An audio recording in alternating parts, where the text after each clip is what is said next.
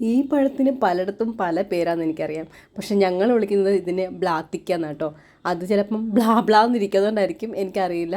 വീട്ടിൽ പണ്ടുണ്ടായിരുന്നു ഈ ഒരു ചെടി, ഇതിൻ്റെ പഴമൊക്കെ ഉണ്ടായിരുന്നു. അപ്പോൾ ഞങ്ങൾ ബ്ലാത്തിക്കാന്ന്, എൻ്റെ കുട്ടിക്കാലം തൊട്ട് ഞാൻ കേട്ടു തുടങ്ങിയത് ബ്ലാത്തിക്കാന്ന്. പിന്നെയാണിത് എന്താണ് സീതപ്പഴമോ രാമപ്പഴമോ അങ്ങനെയൊക്കെ കേട്ടു തുടങ്ങിയത്.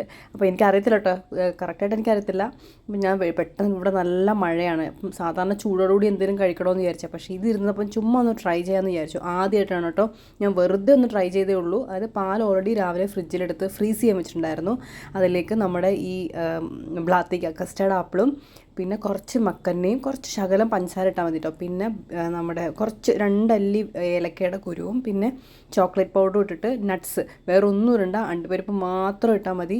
പിന്നെ ആ കുരു കളയാൻ ജസ്റ്റ് മിക്സിയുടെ ജാറിലിട്ടിട്ട് ഒന്ന് ബാക്കിലോട്ട് അടിച്ചാൽ മതി, പൾസ് ചെയ്താൽ മതി. അപ്പോഴത്തേനും ആ കുരു സെപ്പറേറ്റായി കിടക്കും, നമുക്കത് കിട്ടും. എന്നിട്ട് പാലും ഒഴിച്ച് നന്നായിട്ട് അരച്ചെടുത്തിട്ട് കുടിച്ച് നോക്കണം. അടിപൊളി ടേസ്റ്റ് കേട്ടോ. ഞാനിത് പ്രത്യേകിച്ച് റെസിപ്പി ഒന്നും റെഫർ ചെയ്തില്ല, ഞാൻ ചുമ്മാ എൻ്റെ തോന്നിയത് എനിക്ക് എടുത്തിട്ടു, ഞാൻ അങ്ങനെ ഉണ്ടാക്കി നോക്കിയതാണ്. അടിപൊളി ടേസ്റ്റ്. എന്താ പറയുക, എനിക്കറിയില്ല ഈ മസ്ക് മെലണാണോ മസ്ക് മെലണിൻ്റെ ജ്യൂസാണോ ഒരു ഷേക്കാണോ, അടിപൊളി ടേസ്റ്റ്. ട്രൈ ചെയ്ത് നോക്കണം, നിങ്ങൾ എന്തായാലും ട്രൈ ചെയ്ത് നോക്കണേ.